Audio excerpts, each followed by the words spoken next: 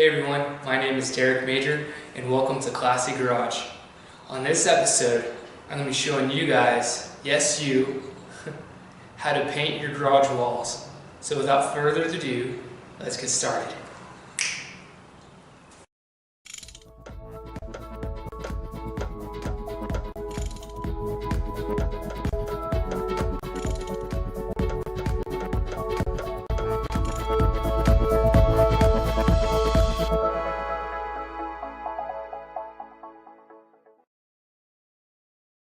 The first thing I want to do is I want to paint these walls to help bring a little bit of contrast and color to this garage.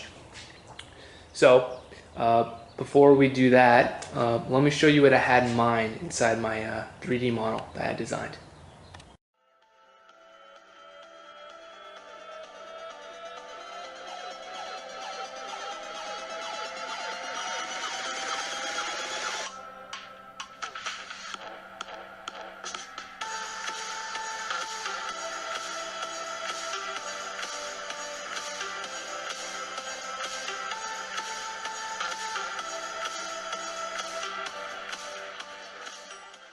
Alright guys, so we have now finished the design stage. Now we are ready to get started on the creation stage. Now, before we get started, we need to know the materials. So let's go ahead and look at the materials that we'll need for this project.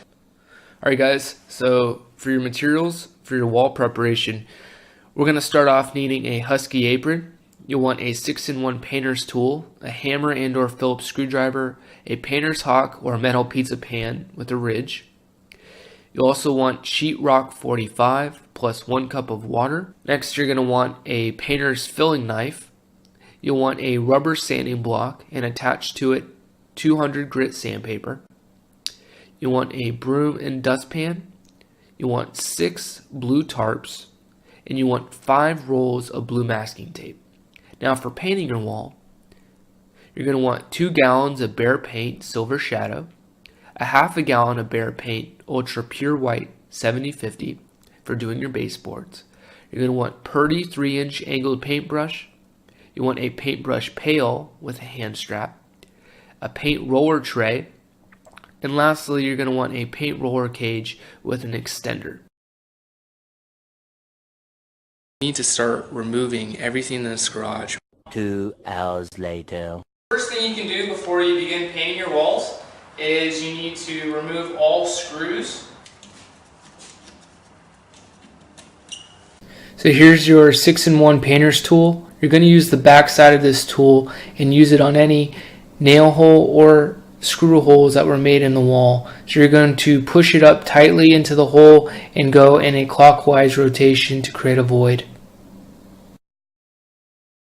So now we've removed the screws from the walls, but I want to sand down these screw holes just a little bit. So that's what I'm going to do right now. It's still a little rough. So we're going to just sand this down just a little bit just to make it a little bit smoother.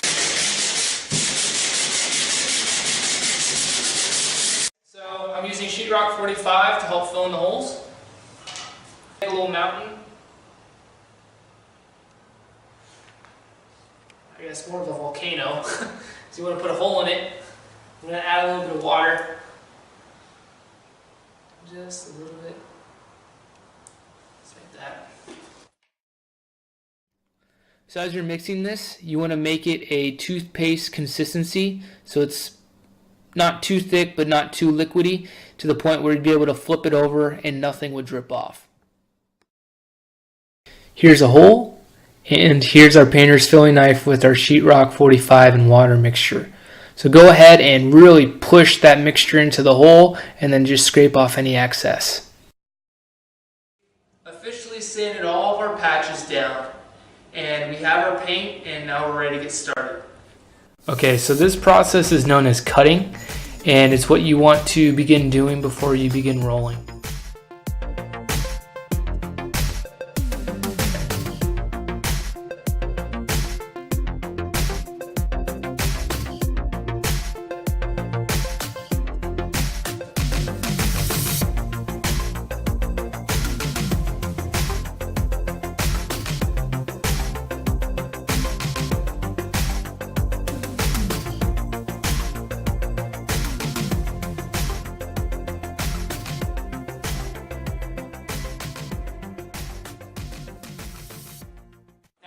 start rolling.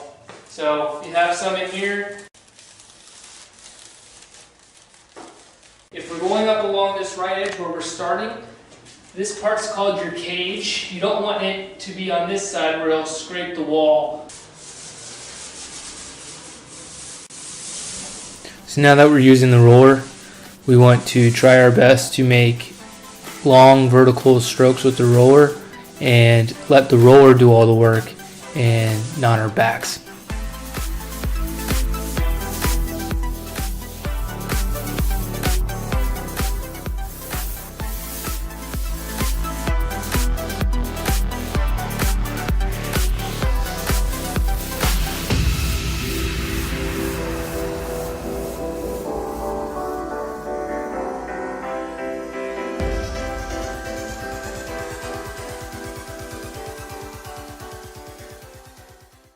As you're approaching another wall, you want to make sure that you flip your cage on your roller to the other side.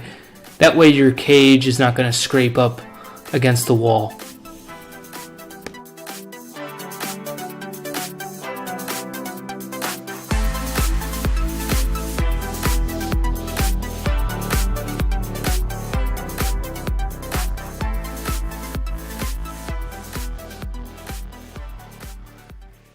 Hey guys, it's been a while, hence the beard. But I just want to tell you that God is amazing. Now I'm going to be able to continue on and update this garage and have a lot more projects for the future. So go ahead and take a look at how these walls turned out.